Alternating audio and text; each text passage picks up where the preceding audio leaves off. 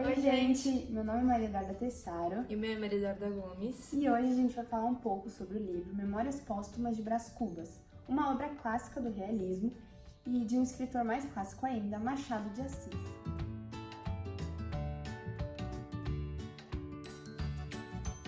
Machado de Assis foi o precursor do realismo brasileiro e fundador e presidente da Academia Brasileira de Letras.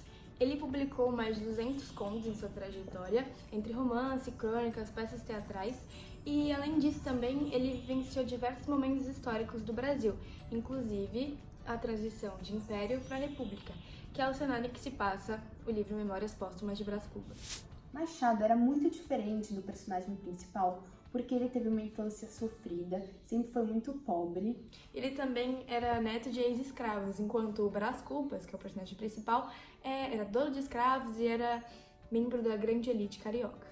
E aí ele achou esse meio de se expressar através da literatura.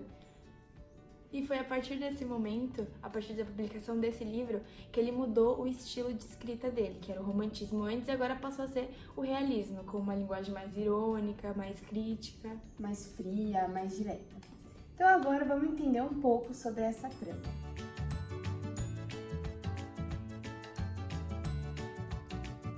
Essa obra revolucionou a literatura brasileira, dando início ao realismo, um movimento voltado para a representação da realidade vivida pela sociedade.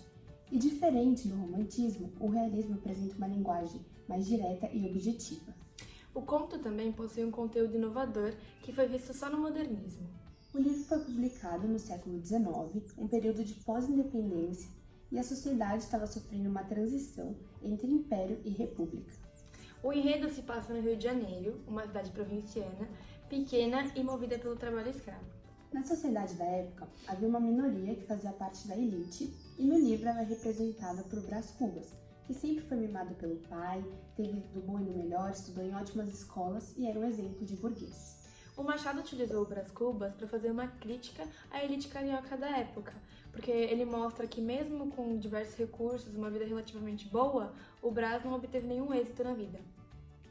A história apresenta um texto desfragmentado, composto por 160 capítulos, e Machado de Assis foi escrevendo aos poucos e publicando esses capítulos em folhetins, em jornais, e só depois que conseguiram juntar tudo e formar um livro.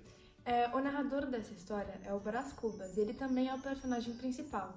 Só que o diferencial é que ele já tá morto e ele tá contando sobre suas memórias enquanto vivo. Então é por isso que ele não tomava nenhum cuidado no modo de falar, ele era super sincero, irônico, como se não devesse nada a ninguém. Brás Cubas nunca precisou trabalhar, ele sempre teve estudo, sempre foi mimado, ele representava a alta sociedade, a elite carioca, e ele só se importava com dinheiro, com o que a sociedade ia pensar, só que nada disso fez dele um grande homem. Uma outra característica desse texto é que é muito utilizada a metalinguagem, porque o narrador ele sempre reafirma que ele está escrevendo um livro e conversa sempre com o leitor. Agora a gente vai falar um pouquinho dos personagens que compõem essa trama.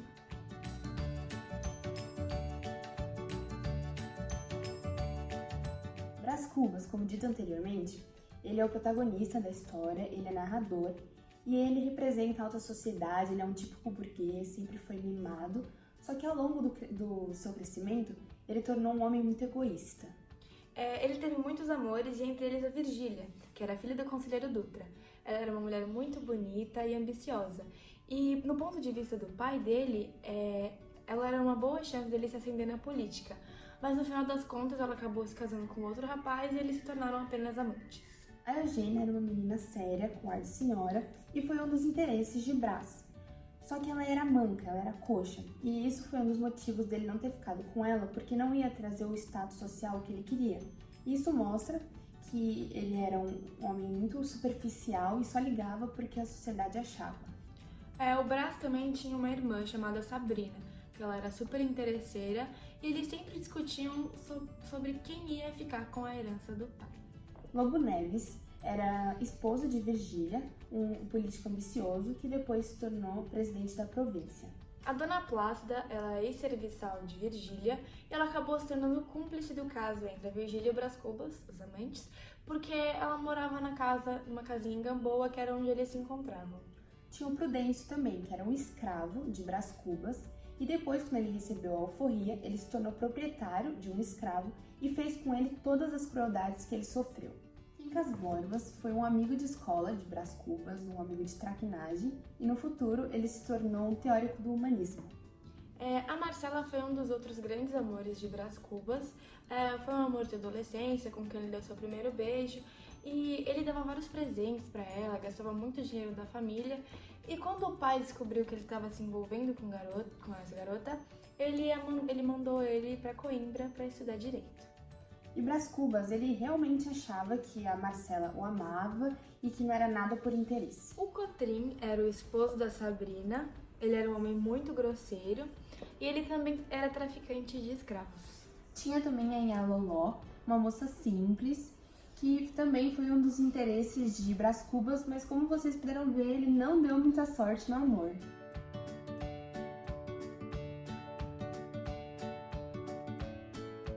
O livro apresenta uma linguagem difícil, mas é muito significativa para o entendimento da história, porque tem a crítica sobre a sociedade da época e que nos ajuda a entender um pouco sobre esse movimento que foi iniciado, o realismo.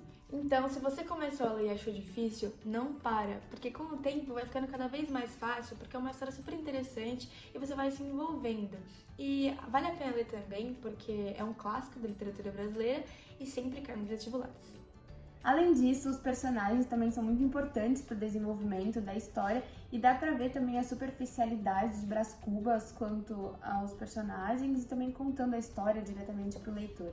O Machado de Assis utiliza uma situação particular, que é tipo o Brás Cubas, para representar um tema universal, que é a hipocrisia e a superficialidade da elite da época dele. E essa crítica que ele tanto fala da elite carioca. Gente, foi isso! Espero que vocês tenham a oportunidade de ler esse livro. Não desistam, porque vale muito a pena. E para finalizar, tem um recadinho diretamente de Brás Cubas. A obra em si mesma é tudo. Se te agradar, fino leitor, pago-me da tarefa. Se não te agradar, pago-te com piparote e adeus.